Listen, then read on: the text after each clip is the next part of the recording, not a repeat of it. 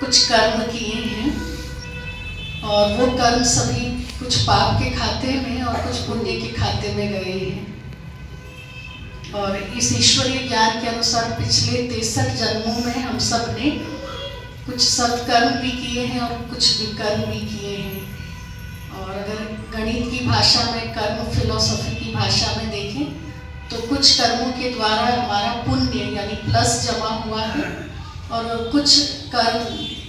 विकर्म हुए हैं यानी माइनस हुआ है, यानी हम घाटे में भी रहे हैं, चाहे देह अभिमान के वश, चाहे विषय विकारों के कारण, चाहे कुछ गलत संग और कलयुगी दुनिया के प्रभाव के कारण। पर ऐसा कहा जाता है कि जब हमारे कुछ पुण्य कर्म प्लस कर्म अधिक हो जाते हैं तब ये ज्ञान की प्राप्ति होती है। और कुछ उससे भी अधिक जब उस पुण्य कर्म में ऐड हो जाता है तब हमें ये ज्ञान बिल्कुल बहुत सहज गति से और बहुत सरलता के साथ तीव्र गति से आगे बढ़ने का मौका मिलता है और एक बंधन मुक्त जीवन जीते हुए इस ज्ञान का लाभ न केवल स्वयं को लेकिन पूरे विश्व तक पहुंचाने का सौभाग्य प्राप्त होता है। और ऐसा ही पद्मा पदम सौभाग्य हमारे भ्राता जी को प्राप्त हुआ, जो बाल ब्रह्मचारी बनकर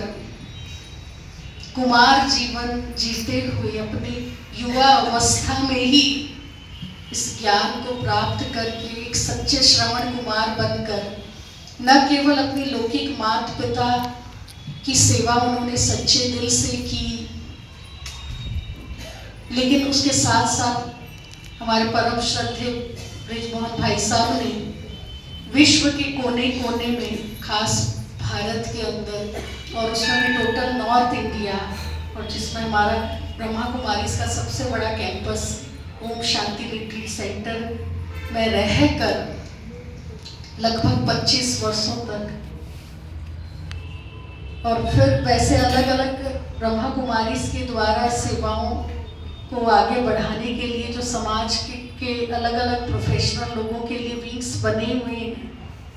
scientist and engineer wing, youth wing, महिला विंग, एजुकेशन विंग, और विशेष तौर पर वो पॉलिटिशियन विंग के चेयरपर्सन होने के कारण लगभग सभी राजनेताओं की सेवा करना। अब जानते हैं दिल्ली राजधानी भारत की, तो इसमें लगभग सभी मंत्री, सभी कैबिनेट मिनिस्टर्स, सेंट्रल गवर्नमेंट के सभी पूरी राजनीतिक दल का हब यहाँ पर है। और भाई साहब की रुचि के अनुसार उन्होंने